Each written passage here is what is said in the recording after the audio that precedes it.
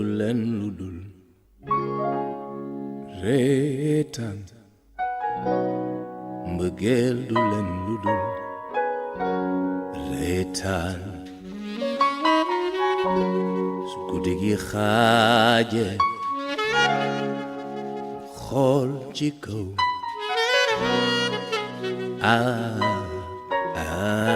asamaan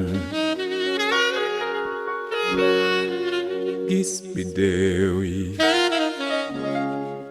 bari lool teg ci leeloo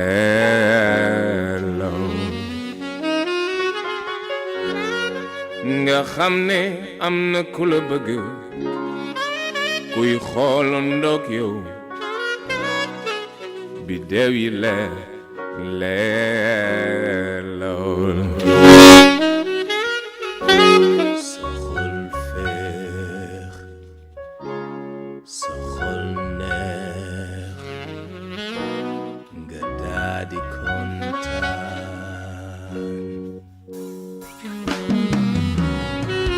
ndeke mbëggeel dafa bari doole ndeke mbëggeel dafay may doole ndeke mbëggeel dafa bari doole ndeke mbëggeel dafay may doole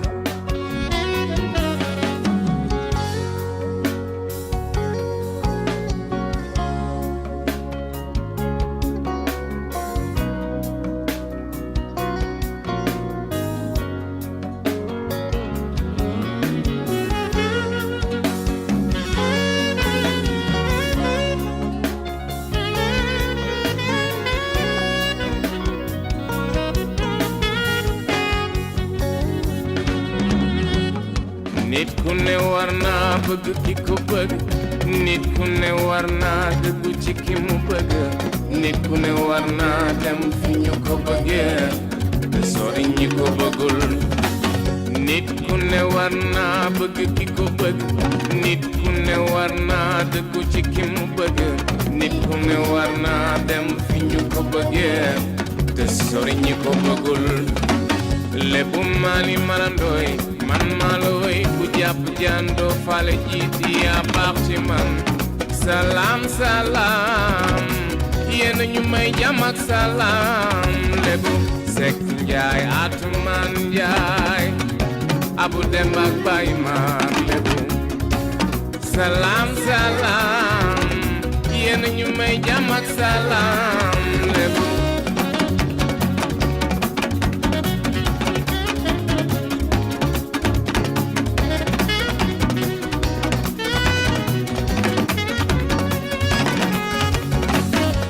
waa ji la bëgg nga bëgg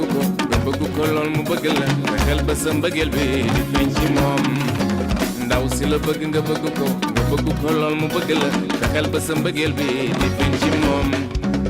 ndeke mbëggeel nii la neexe ndeke mbëggeel nii la neexe kon ndeke mbëggeel nii la neexe dëgg dëgg ndeke mbëggeel nii la neexe lépp maali maram doy man maa la woy ku jàpp jàndoo fale jiit yaa baax ci man salaam salaam yéen ñu may jàmm ak salaam lépp Sekk Njaay Atumaan Njaay Abu Demba ak Baay Maam lépp Pap Mayel salaam salaam Père Mayel Jóob jàmm ak salaam lépp kuy lépp xamal li nga yor nek lebu xamal li nga yor maku lebu xamal li nga yor Kumba Touré jël si ma JFK pick up ma terminal bi ñu jàll ba New Rochelle nga tegal ma café ma tegal la zam on WhatsApp ñu digi ni ñëpp li ngeen yëgoo affaire yi dox Maguette la santé doxal dox quick bëgg naa la ay resey te bëggantuma la I was born by the river. It's been a long time coming, but I know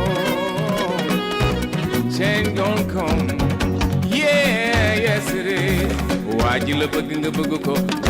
lool mu bëgg la fexeel ba sa mbëggeel bi di feeñ ci moom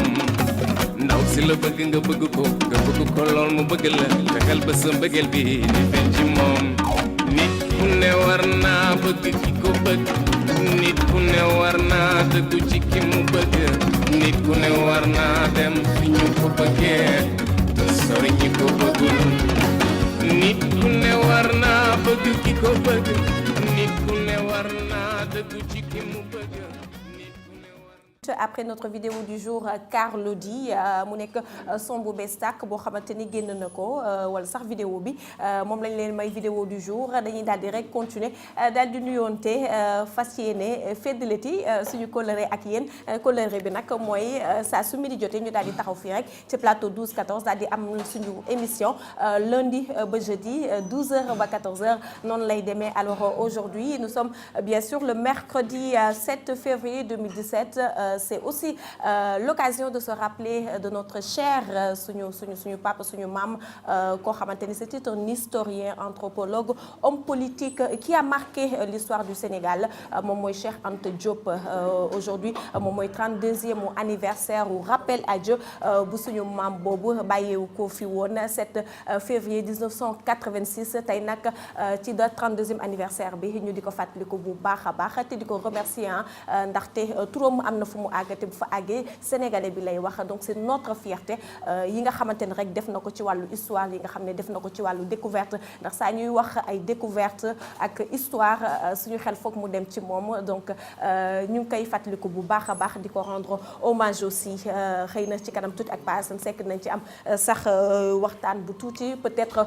buñ ci gën a am ndaxte noonu lay demee fii ci 12-14 bu fekkente ne côté savoir la ñuy wax te tey jii nii ku mel ni Cheikh Anta Diop ñu nar ko fàttaliku dañ koy daal di rek def ba tax na daal dinañ ci dem buñ ci jógee nag dinañu dugg ci li nga xamante ne rek moom mooy suñu rubrique nag actualité ak Pa Assane Seck xam ngeen ne l'information phare bokk na ci information phare yi le procès du maire Khalifa Sall semaine bii nag am remous yu bëri yoo xamante ne am na ci concernant li nga xamante ne rek moom mooy la mu wax te mu jëm ci responsabilité li xaw ca maire Dakar wala sax ca lañ koy accusé te muy wax ne j'assume tout ñi ñu bëri ñoo xamante ne wax nañ ci am na nuñ ko développé am na nuñ ko gisee. waaye démb tamit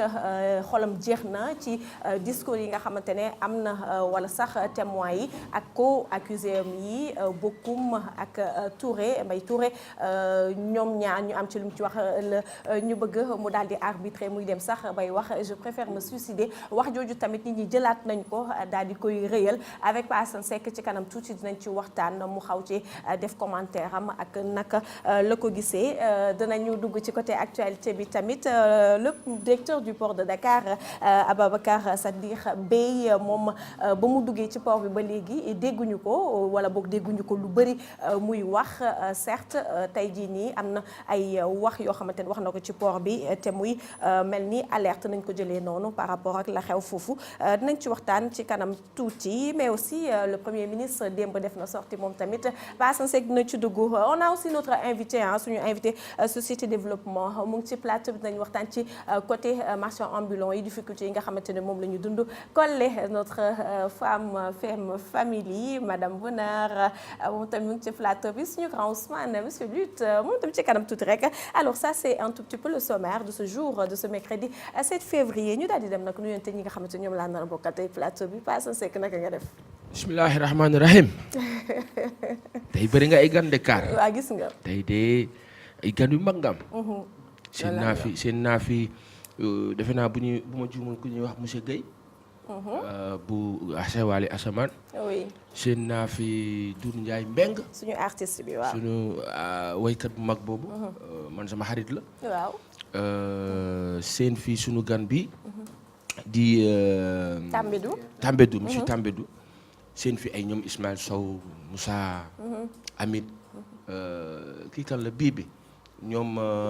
Bas ak Noxo bii dama la xamewul rek te moom dafa bëgg ay rox day dugg ci ay ginnaaw xoolal ngi jël kanam bi teg ko ci ginnaaw caméra bi gisuma ko sax nuyu Ousmane Ami Collé waajam moom métti c'est-à-dire 7 heures lay maquillé ba 11 heures. c'est compliqué ñu ngi nii ni ñuy seetaan ñëpp. di wax Sénégal dafa neex. dëgg la. France. ak Europe. gars yi dañuy woote rek allo. waaye yéen ñun de mënuñu sax génn suñu kër yi. oto yaak tali yaak yëpp neige la. tout à fait.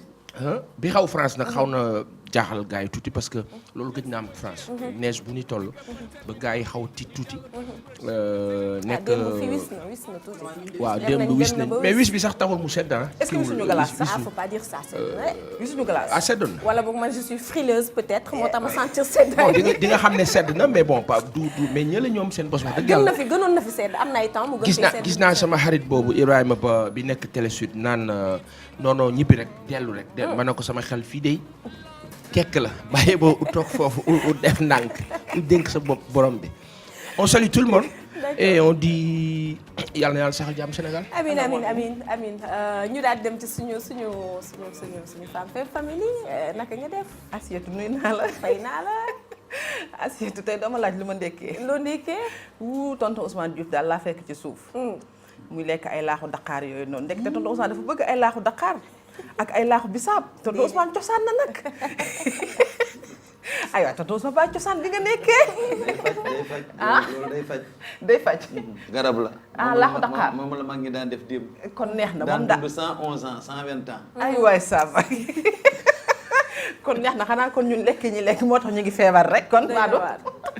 ay ci Assiette di leen nuyu di nuyu vraiment ñi nga xam ne ñoom laa bokkal plateau bi yëpp am contentement bu baax a baax nag di jàkkaarloog yow fii ci suñu émission 12 14 bi di jaajëfal bu baax ñi nga xam ne ñoom ñooy kilifa diine yi ak kilifa aada yi waaye duma fàtte benn yoon sama sëriñ boobu di bàyyi Galas Mbacke doomu sëñ Tàkko mu sëñ Fallu du nuyu nag képp koo xamante ni rek da yaa ngi ci waa kër sëriñ Touba googu may delloo sama njébal ak sama ziyaar ci yéen di nuyu nag bépp kilifa diine ak kilifa aada di nuyu sama rakk jooju nag ca Bakura Gueye nekk fële ca Medina nga xam ne du tardé émission 12 14 benn yoon saa su nekk rek mi ngi jàkkaarloog téléem di seetaan chaque jour mu ne ma tey lii ngeen def Asi lii la def Pa Assane moom Sénégal njaay gi fa koy bigee macha allah tonton Ousmane Diouf kenn demul mu des macha allah di leen jaajëfal bu baax a baax yéen ñu fi tax a toog kon nag jërë ngeen jëf jërëjëf yow tamit nañ ñëw ci kanam tuuti ak sa invité mais ñu dem nuyu suñu monsieur Lutte pa grand Ousmane moom aussi ñu ngi koy jaajëfal bu baax a baax grand naka nga def waaw maa ngi nii rek yow itam ma lay jaajëfal surtout di jaajëfal monsieur Tambédou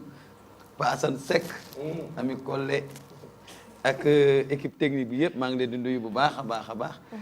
di nuyu tamit siyaar sama sëriñ ma ni sëriñ Omar Tandiang mu njaaree maa ngi koy siyaar bu wér a wér a wér a wér ñun tamit dañuy suivre waa Diourbel bu baax a baax a baax a baax di ko ñaanal rek yàlla na fi yàgg loolu te wér ak kilifa diine yëpp di ñaanal tamit Khady Balla Gueye bu ñàgg ñoom tamit dañuy suivre ak mère Mati Silla mère Mati Silla moom la wax mu ne Ami Collé ma ne ko bul far mère bàyyil far moom sama xarit la du nuyu ñëpp rek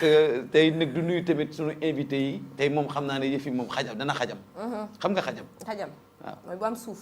xajam lu xajam xam nga xajam mooy lu am suuf waaw day xajam lu xajam daal moom daal mooy loo xam ne daal day du neex a saxam yi d'accord alors on va enchaîner. ku teg way bi wayu Carlou D bi sànq kan la. c'est la réalisation bi ku ko dugal kan la. la réalisation. am na prime spéciale tey. waaw. da ngaa yeewaale mbëggeel. non waxuma waxi mbëggeel de. ki dugal way bi daal xaw ma noxo la xaw ma bas la xaw ma joosi la xaw ma kan la. amel naa la loo xam ni danaa la ko jox. toogal ak déglu ma. waaw parce que way bi dafa neex. Carlou D a chanté ay waykat rek a fi toog. xam nga way bu tegul ci yuuxu. day neex a déglu te day yomb. il a bien chanté bien dansé bien habillé une vidéo pleine vraiment culturelle. et puis nag mu tàggunu mu tàgg askanu lébu. loolu ku nekk fa nga bokk ngay bàkk ko daf noo tàgg nag daggal nanu ko suuf foofa ka neex utaan na. Alors, on va enchaîner avec notre invité Sayer Tambédou. Sayer Tambédou, il est le président de l'association des jeunes marchands débrouillards moom fi teewal tey marchands ambulants yi donc dañ koy daal di nuyu rek Sayer ñu ngi lay nuyu. waaw Aïssatou man tam maa ngi lay fay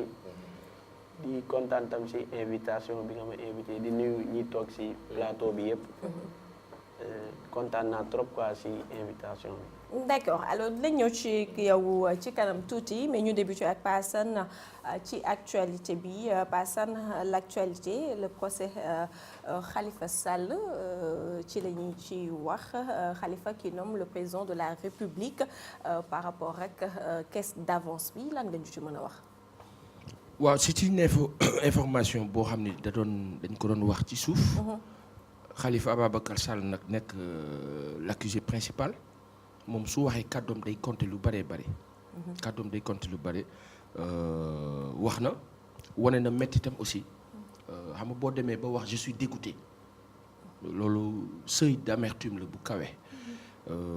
li ci xaw a gênant nag mooy lu ñuy wax depuis daaw ba ren dégg naa Pape Alé sax tey. ñaa mu ne muy wax lu tax mu ciy wax tout le temps xam nga li Sénégal dañuy stigmatiser dañuy jékki-jékki vraiment parce que ñun noonu la ñu mel aussi naturellement dañuy jékki ñu ne vraiment fàtt ngeen ñu ak waxi Khalifa Sall am na ñu koy wax aussi du ñëpp ànd ak moom donc du ñëpp koy défendre du ñëpp ñoo ne d'accord nañu ñu téye ko wala d'accord ñu donc ku nekk sa xalaat masse bi nag am na fu ñu féete masse bi moom. mooy la majorité ñooñu am na fu ñu féete xëy na dinañu am tuuti mandu pour bañ ko wax comme à chaque fois bu ñu ko waxee ñu ne dafa am fu ñu féete mais jàpp rek ne. wax na li nga xamante ni ça lui fait mal et que ki njëkk a solliciter les fonds politiques tudd ko wax les fonds politiques mooy ki nga xamante ni moo nekkoon candidat en 2011 nekk tey président Sénégal donc moom Khalifa Ababacar Sall mu wax ne daf ko solliciter dans un sens en lui parlant de ces fonds traité ko de fonds politiques moom ci boppam donc lii ñi nga xam ne moom lañ ko accusé tey ñu tuddee ko caisse d'avance gars yi nag bu ñuy nuancer du ñu wax fonds politique selon les partis ñoom ñi ànd ak Khalifa dañuy wax fonds politique. ñi àndul ak Khalifa wax caisse d'avance. effectivement am na lu ci jurisprudence tënkoo ak lu ci justice bu wax ak yëpp ñi nga xamante ni ñooy ay spécialistes di ay avocat Khalifa Ababacar Sall ak avocat état bi mais jàpp rek ne la scène cocasse bi nga xamante ni moom la gars yi retenir démb mooy la confrontation entre Mamadou Oumar Bokum nekkoon percepteur ak kii di Mbaye Touré. alors ce qu'il faut vraiment noter et qui un peu gêne sans parti pris c'est le fait que Mamadou Oumar Bokum qui était percepteur Khalifa Ababacar Sall ñëw fekk ko fa comme li mu leen wax ne leen yéen fa laa leen fekk moom dafa ñëw nekk maire fekk leen ci maire bi donc le percepteur il est au niveau de la trésorerie nationale kooku état bee koy fay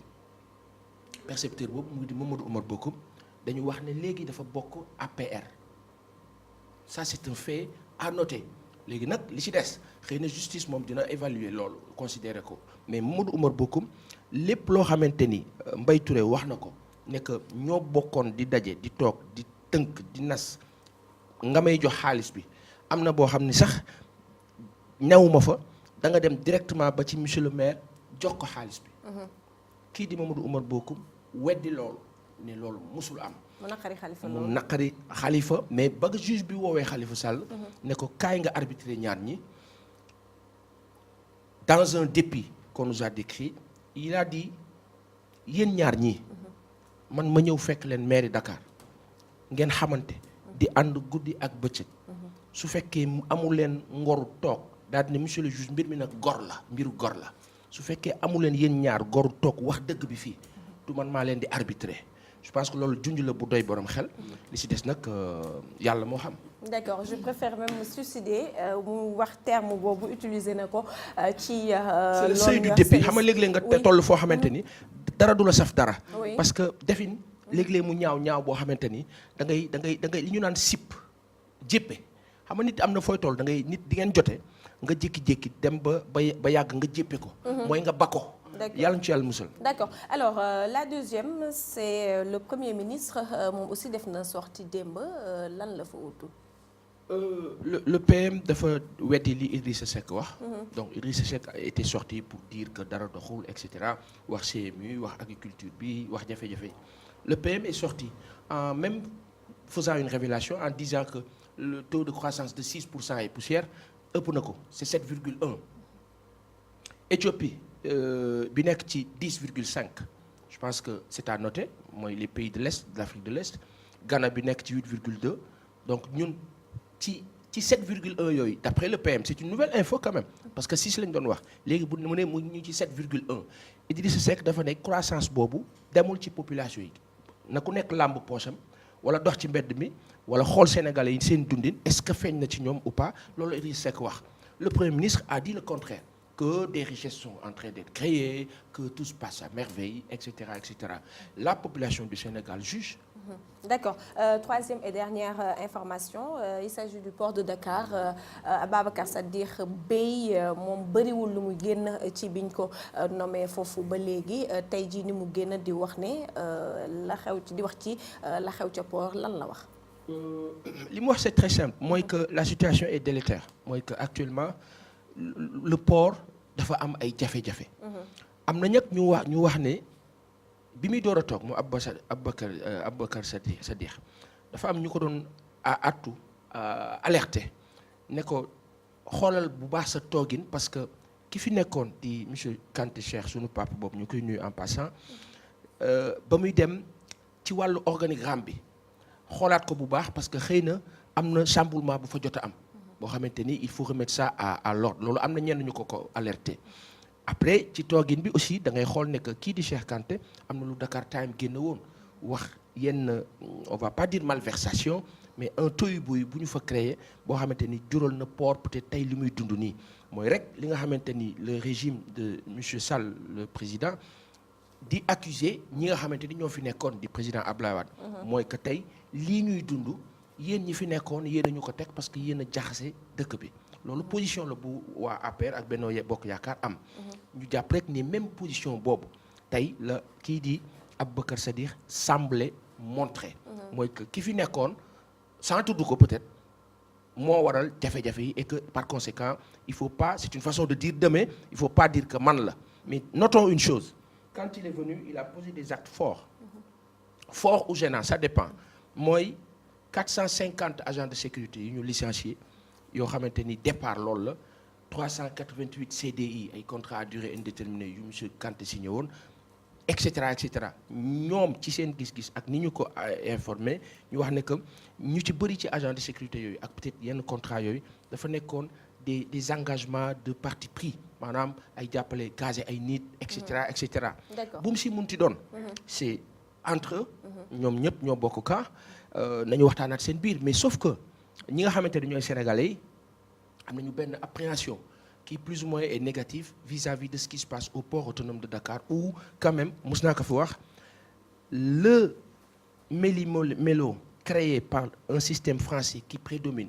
sur terre chez nous dafay nekk lu important te loolu jafe-jafe boobu tant que nag nguuru Sénégal waxu ko wala jógu ci dafay métti mooy que portu Dakar France moo ko ŋànk ci jamono bii jamonoy Abdoulaye Wade loolu génnoon nañ ci dugalaat nañ ñu ci ben conséquences yi on va les payer cash. D'accord merci beaucoup Pa Assane merci ci commentaire yi alors dañuy daal di jàll ci suñu rubrique société développement ak Sayer Tambédou donc ñuy wax rek ci la traque des marchands ambulants ñuy poser la question à quand la fin mu nekk problème boo xamante ne encore une fois marchand ambulant yi ñu ngi koy dund alors boo mënee def situation marchand ambulant yi tey jii nii ak wàllu déguerpissement yeeg préfet bi décision yu mu jël lan nga ñuy wax. waaw Aïssatou maa ngi lay remercier ci question bi nga posé noonu. parce que mun naa ne de 2012 à l'arrivée du président Macky Sall ba fi ñu toll nii marchand ambulant yi dañuy dund situation bu précaire. ndaxte. Avec le président Wade moom defaloon nañu benn agence bu tuddoon ASMA agence de la sédentarisation des marchands ambulants bon ñu avancé ay projets yu vraiment ay projets phares yoo xam ne nii mënoon na satisfaire marchands ambulants yi ba nga xam ne dox bi am nii tey ak jàpp yeeg table yeeg yooyu yëpp du am bon ñu avancé ci affaire bi ba président Wade régime boobu jóge fii ñu continuer ak le président Macky Sall bon en 2012 le maire de Dakar Khalifa Sall mu ne moom day continuer liggéey bu mu bëggoon a entamer depuis 2009 sottiwul ak le président Macky Sall bon léegi ñoom si lañ defee déguerpissement yooyu noonu ñu yëkkati marchand ambulant yi au niveau de Albert Sarraut ba Pétavin bon depuis jour yooyu noonu ku nekk gis na ne marchand ambulant yi nekkoon nañ ci ay site de recasement yoo xam ne nii le maire de Dakar Khalifa Sall moom moo ñu dugaloon ci site de recasement yooyu bu ñu dugalee si site de recasement yi avancé nañ tuuti ak ñoom ñu defoon fa ay bâche état et tout d'un moment donné état génnee loxoom si bâche yi nga xam ne état moo ko fa defoon ak courant yi ak toilettes yi ainsi de suite ay affaire valeurs yu bëri quoi ñu toog benn moment donné ñu ne léegi Khelcom bâche directeur bi ñëw mu ne woy moom dafay dindi bâche yi parce que état fay ko bon ñun ñu dem gis maire ñu ne ko comme yow yaa ñu dugaloon fii vraiment ñun mënuñu nekk fii ak taw bi ak naaj monsieur le maire Khalifa Sall mu ne ma woy Sayer man d'accord naa man maa leen dugal foofu mais bâche yi man defuma ko fa état moo ko fa def ma ne ko ñun xam nañ très bien que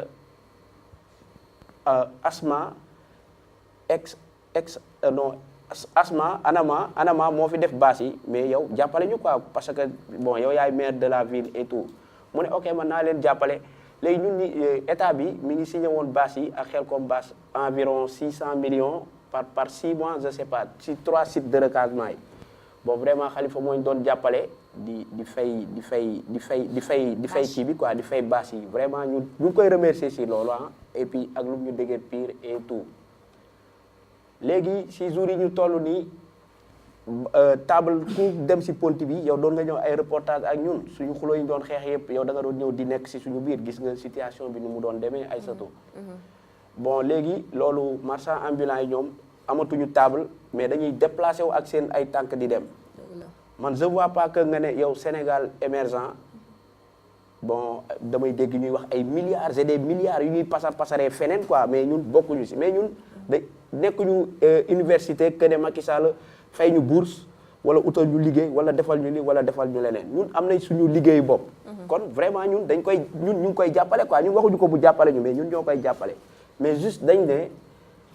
d'accord ñu si sénégalais bi nga xam ne dafa yor bagage am yi di déplacé wu yow nga koy jàpp di ko yóbbu police pendant ay 2 semaines marchand ambulant amul xaalis ki nga xam ne valeur 20 000 nga yor nga si ngay fay sa ndox sa courant sa néeg bëgg a yóbbante dëkk ba nga téye valeur 20 000 am pendant une journée 2 journées 3 journées ba une semaine mënu si jot ñuy boo demee nii police centrale mi ngi fees della ambulants yi ngi taxaw foofu ça fait plus de une semaine ñu téye seen bagage yi. waaw parce que quelquefois quelque part aussi ambulants yi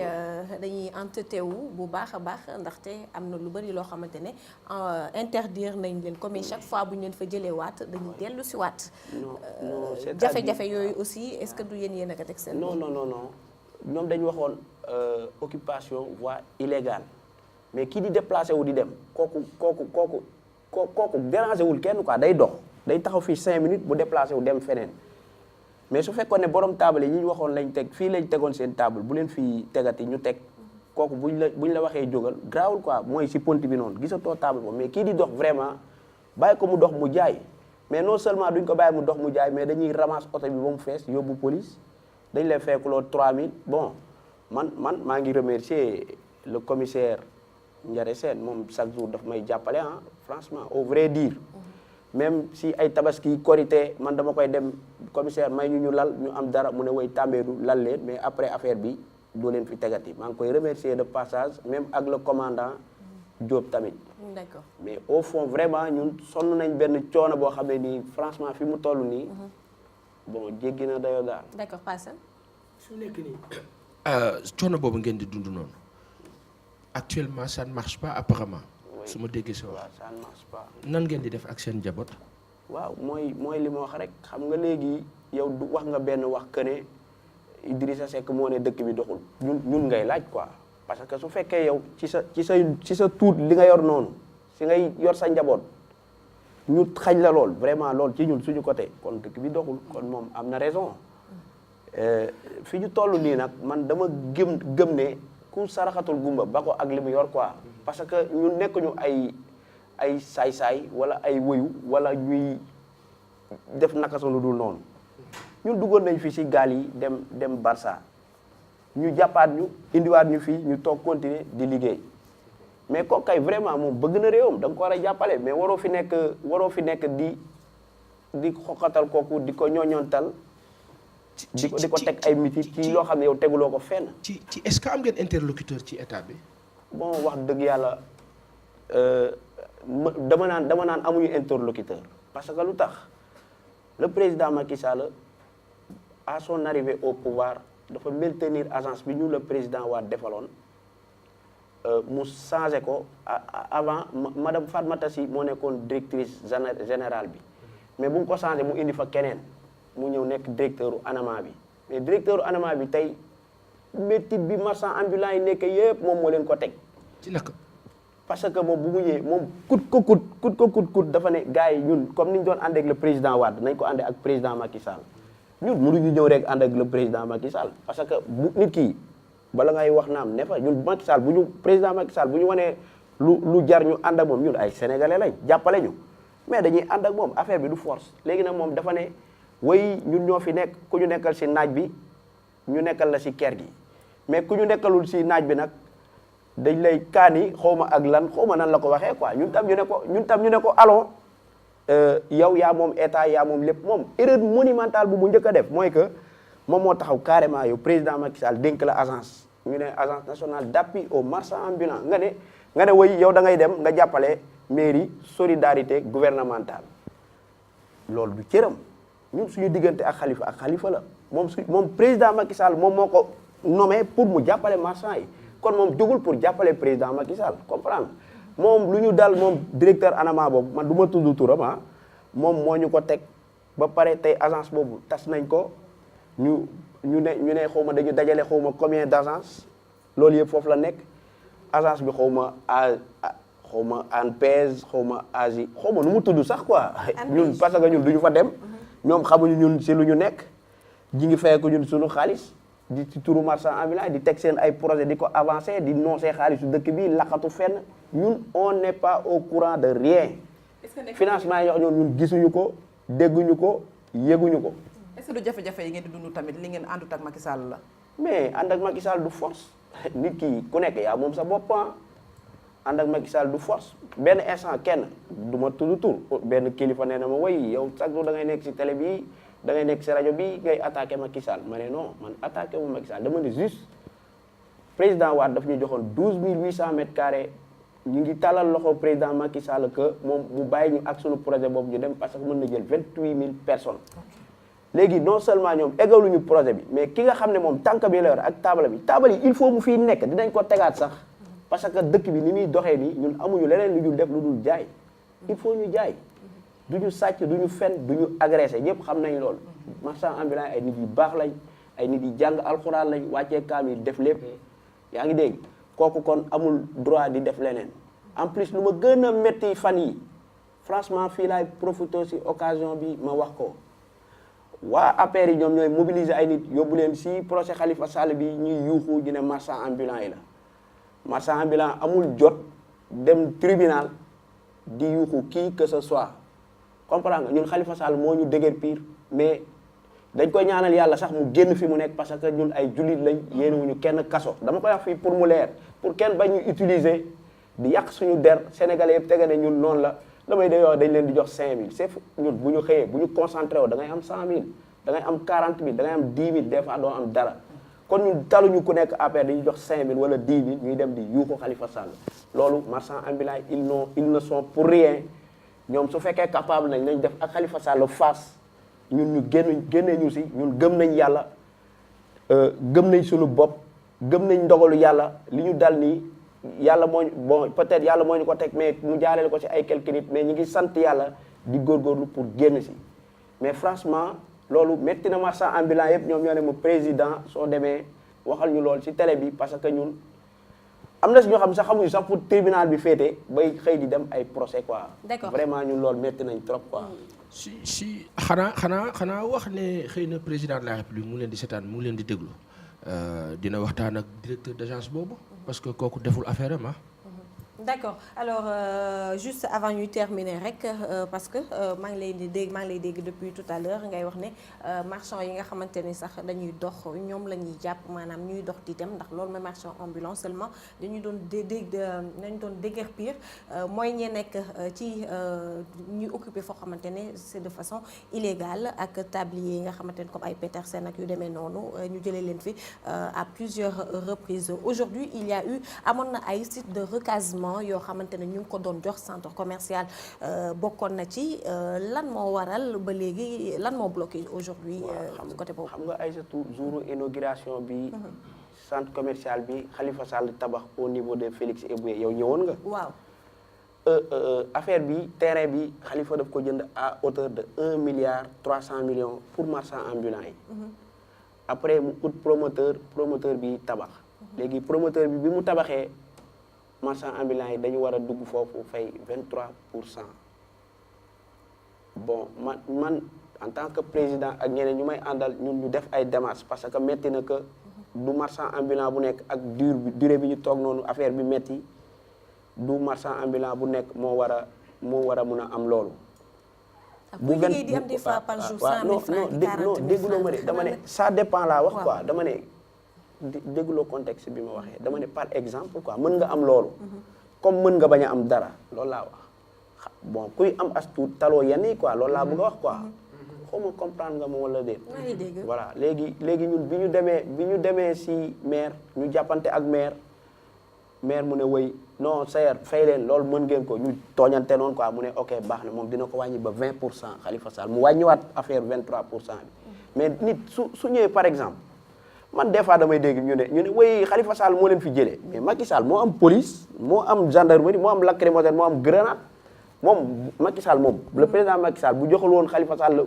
grenade yi ak lacrymogène yi ak institut ñun dañuy def ak ñoom face ñun suñu leen gañewul ñoom duñu ñu gañe kon le président Macky Sall c'est le principal responsable ñun bi ñu demee ci ministre des finances ñu expliquer ko problème bi ñu ne ko ñun dañu bëggoon ngeen jàppale ñu ngeen fayal ñu 23% mais kii waaye ku jël 1 milliard 300 maire laa wax de maire mais la mairie c'est un démembrement de l'État le maire Khalifa Sall su jëlee 1 milliard 300 jënd terrain pour marchand ambulant mais État war na mën a sax au moins 23% pour les marchands ambulants. mais deful lool. comprendre nga léegi ba tey jii ñun daal li ñuy ñaan xam nga lan la nañ ñu bàyyi rek ñu liggéey yaa ngi dégg parce que ñoom liñ fi wax yëpp defuñu ko ñun gisuñu ko. juste dañuy ñaan le président Macky Sall xam nañ commissaire ak ay commandant bi ak ñi waaj yëpp duñu ci dara benn ordre lañ wax bu jógee ci kaw ñi ngi ñaan kiy joxe ordre bi mu jógee ci kaw mu jàppale ñuy liggéey te yàlla rek tax. d'accord comprendre nañu et puis dinañu certainement ñi seetaan autorités yi nga xam te ñoom ñoo responsable xëy na dégg nañ la et puis dina am peut-être solution ñu ngi lay jaajëfal bu baax di la remercier Sayer Tambédou di rappeler rek que yow yaay président association des jeunes marchands débrouillards. Alors tout de suite une vidéo avant d'accueillir l'invité de Ami Collé.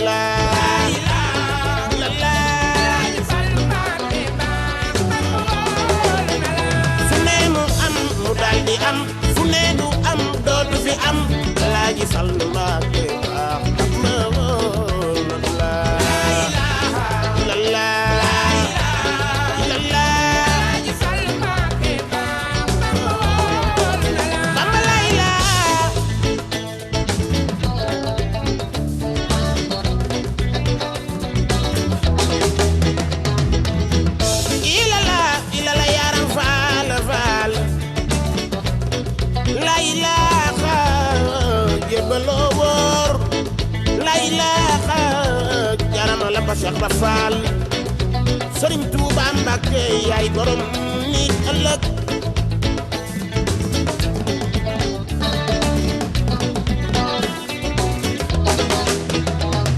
kon daal sababu leen soxna maam ni Jaara bu sow koko no may lu tax na sam daara Mbacké murid déglu leen noo tey lay way daam jëloo di way Cheikh Ibrahima Fall mi baali daara Mbacké su ma sañoon sama waxtaan bi su Touba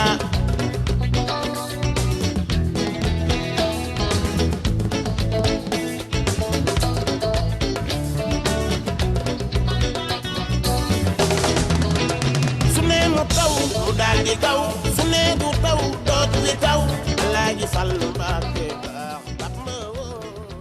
Doudou Ndiaye Mbengue moom mooy suñu invité artiste du jour dina ñëw ci plateau bi ci kanam tuuti mais en attendant ñu dem ci suñu rubrique Femme Femme Family ak Collé son invité est sur ce plateau El Hadj Thiam Dogo ñuy waxtaane ci li nga xamante ni moom moo jëm rek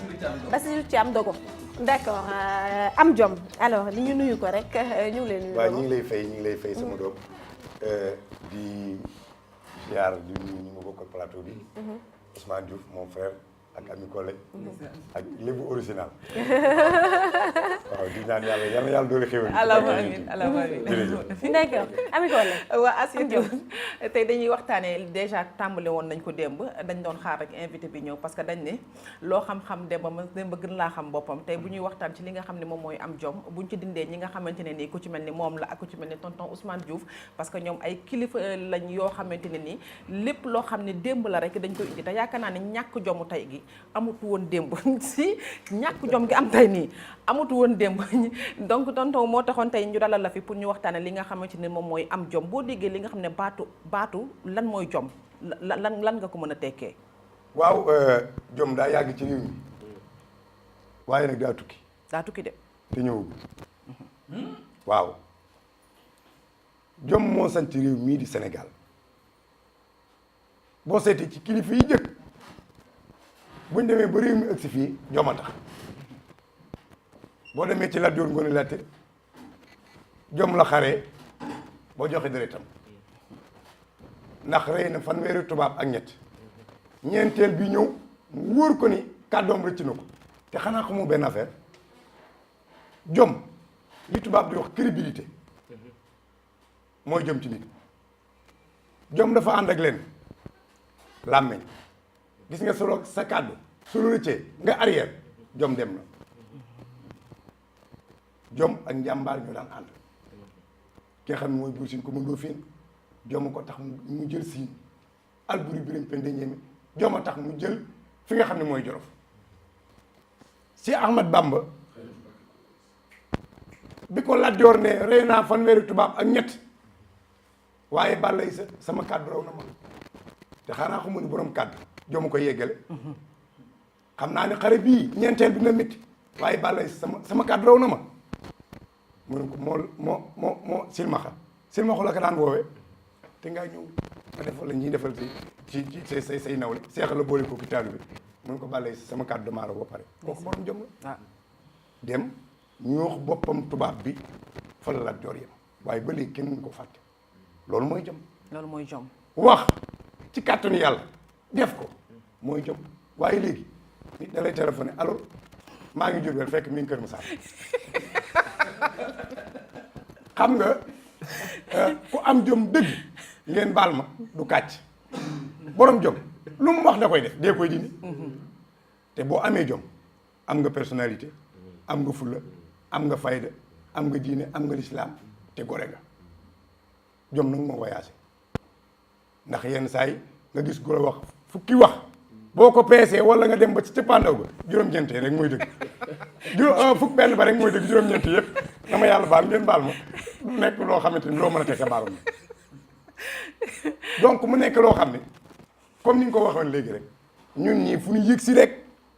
ba ci Doudou Ndiaye Mbengue mi jom moo ko indi fi mu yëg si ba ci président Macky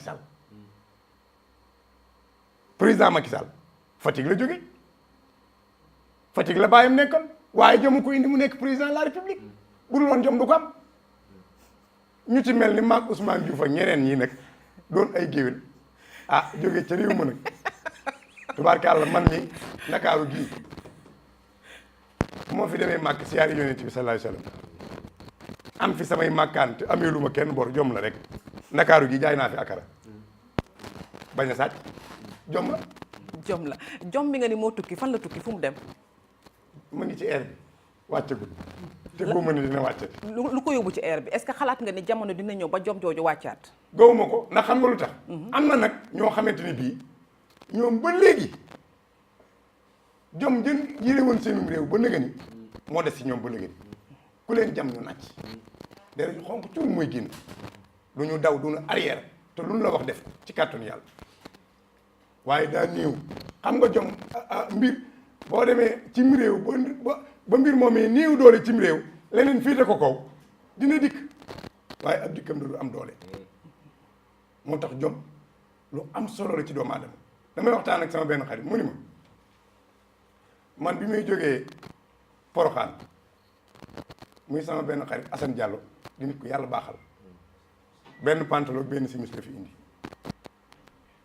waaye fi mu nekk nii ci kàttanu yàlla képp ko fekk fa mu nekk mu teral la ak noo mënti toll kon teraangay jom moo gën teraangay naafiq. est-ce que tamit yaakaaroon ni tamit loolu jom la wala bokk wërsëgu doomu aadama la. wërsëg da ngay wëri boo amul jom bu wëri ko doo ko mën a jël. du la fekk fi nga toog mën ko jàpp. déedéet am na benn njaago ngeen baal ma njaago sa njaago yi suñu xarit la daa dem xaar yàlla nii dama fi xaar yàlla ndax yàlla ñëw dagg kàrtoom ak i basangam waaye mujj nay fanaan ci couloir yi boo toogee benn place est-ce que yàlla dina ñëw. non da nga koy wëri. d'accord mais jom fan la nekk ci nit ci juddoom la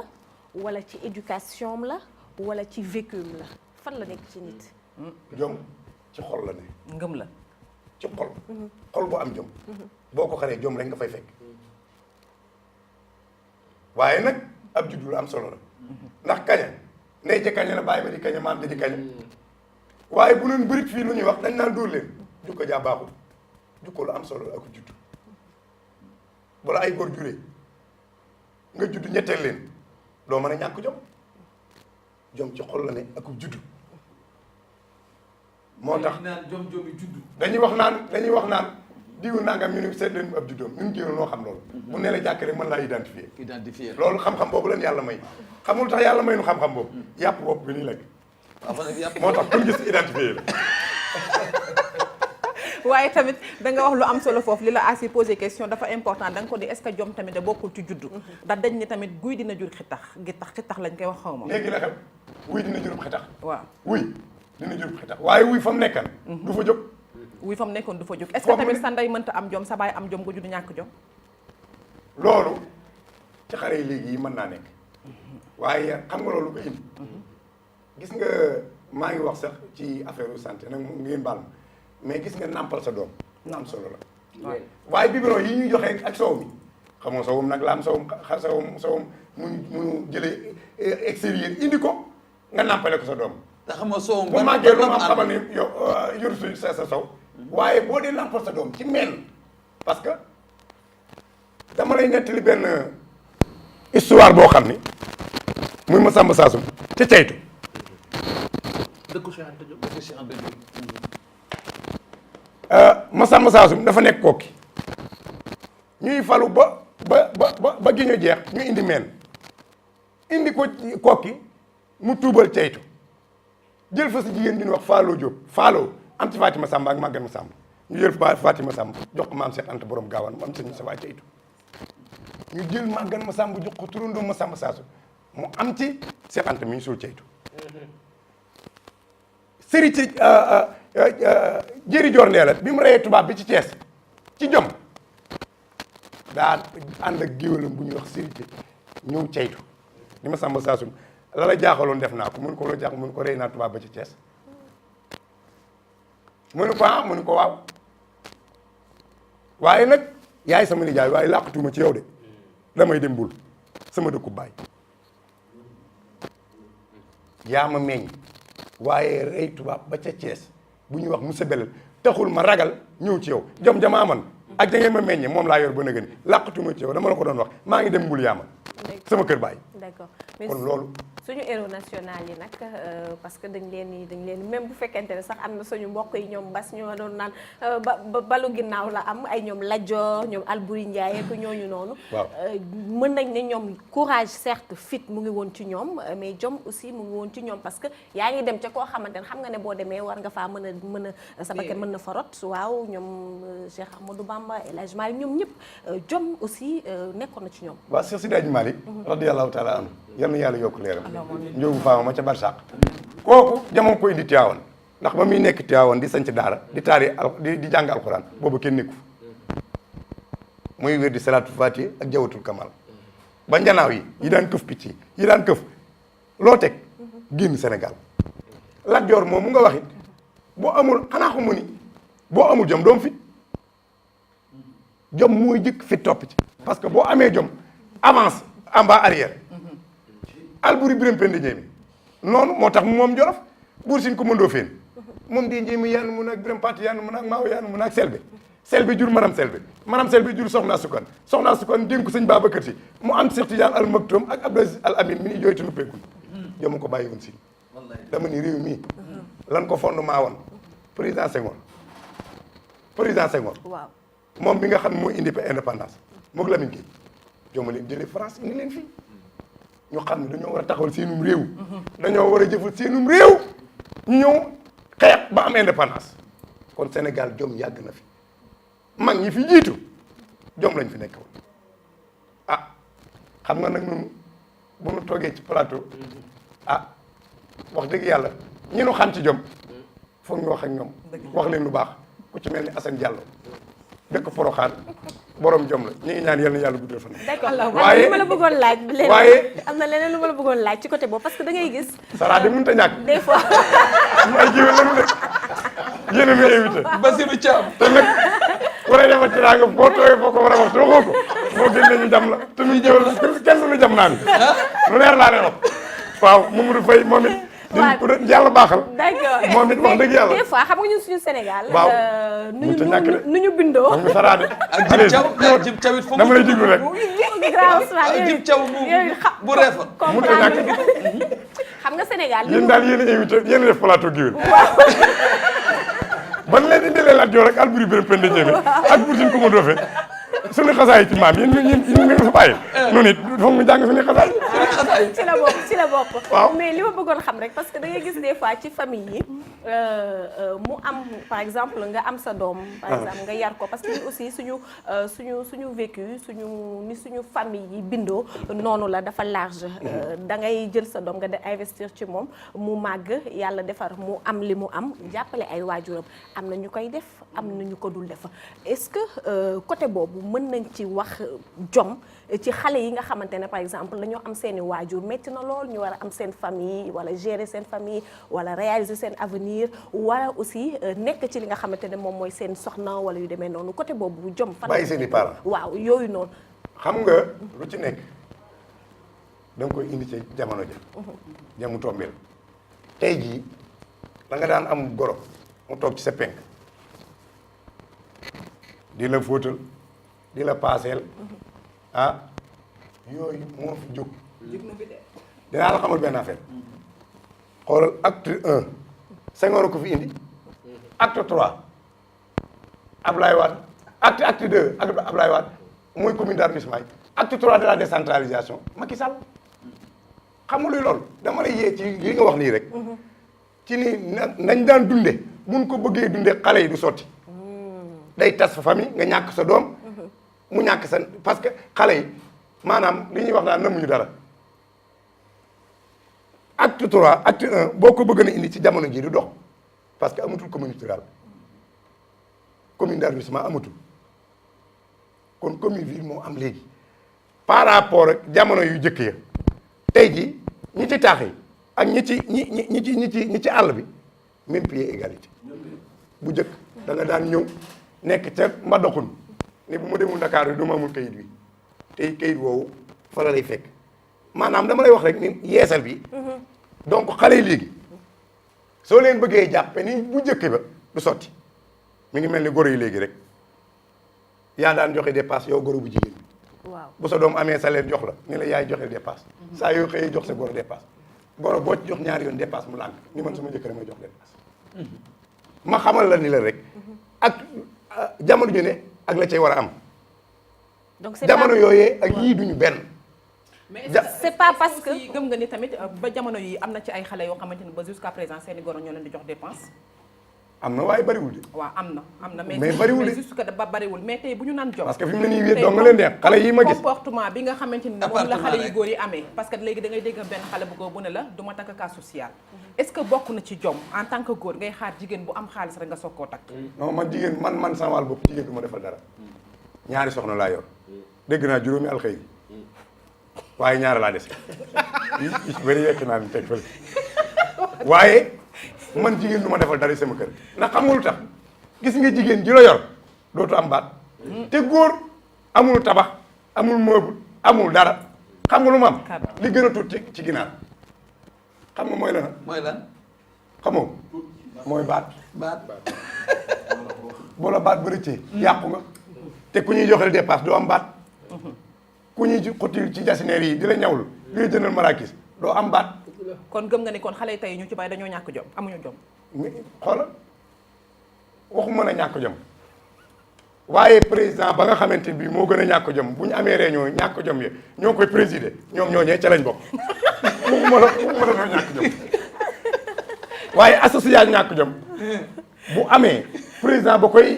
bay présider réunion ba ñoom ñoo koy présider. est-ce que tamit nekkul ne jamono ji ni mu tëddee lii tamit bokk na ci li gën a tax doomu aadama yi ñàkk jom parce que tey bu fekkee da ngaa war a añ amoo loo añee dina la permettre nga ñaan te xañ na ñaan sax bokkul ci jomu doomu aadama su fekkee yow da ngaa war a dem xostu ji am pour mën a dundal sa bopp dundal sa njaboot nga dem ba finalement sa dépense sax yow da nga koy wéer ci doomu aadama wéer ko ci parce que lan yow amoo est-ce que loolu tamit bokkul ci ñàkk jom. mais loolu da ngay gore mën naa laa wax benn raison boo xam ne boo fa demoon tey xoolal bu ñu toggee ceeb bu baax defar ko ba mu baax reer bi dañuy baxal ndox bu ñu baxalee ndox teg ndax sag ku ñëw nu ni taal nañ te yàlla xam ne duñ jaar ci reer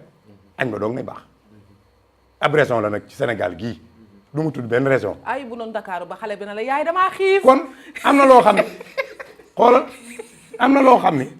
yow mën ngaa bañ a reer nga naanum ndox tëdd mag ñi dañ ko daan def mag ñi dañ ko daan def ñun fa nu dëkk 1975 jamono yooyu la Senghor di joxe bele beeg ak sunguf meew yeeg yooyu. d'accord waxtu bi benn mooy vite. waaw jamono yooyu la Senghor daan jox ay bele ak ay sunguf meew ak yooyu booba cere amul gerte woggu ràkkal nga daan dëbb def ko ñeex am na ci koo xamante ni bi yaayam dafa teg ci def laaluy guy tey ko ba pare toog di xaar ñeex fu mu yónni doomam ñu ne ko amuñu wogg wi ndew amoon def nañ ko ci ñeex sunu ñeexum kër yaa ji toog ci laa ngi bax ndox mi mu toog ba ci àgg amul lu mu si fe cere doom ji génn dem ci àll bi mu génnee gis benn mbët mu rey daal di fees keroog moom la ñeexoo kon ngor ba léegi mi ngi fi du fi deñ jom ba léegi mi ngi fi du fi deñ jërëjëf fa ndox daan taa nag boo demee fekk fa tepp teppal kon daal may wax nii nañu yokkaat seetaat borom deret bi tey nàmpatal xale yi seen weenu bopp te bañ leen a jox sunguf mais yi jóge ay États-Unis ak France ndax mën naa am nagu dof sax am ca jërëjëf ngay xëy di ñamee ba ngoon jot jërëjëf am na solo yaa ngi may dégg foog ñu tàggatoo waaye nag waaw mun ñoo tàggatoo te saraawuma émission géwél ngeen def de Ousmane Diouf may ñu ko rek ñoo ko lepp waaw maa ngi nuyu Mamadou Faye waaw nekk ca Gandiaye di responsable politique APR waaye Assane Diallo di nit ku yàlla baaxal ñu ngi ñaan yàlla d'accord ak maire de la commune de Kër Massar monsieur Moussa Mbengue ak Papis Diop maire de la commune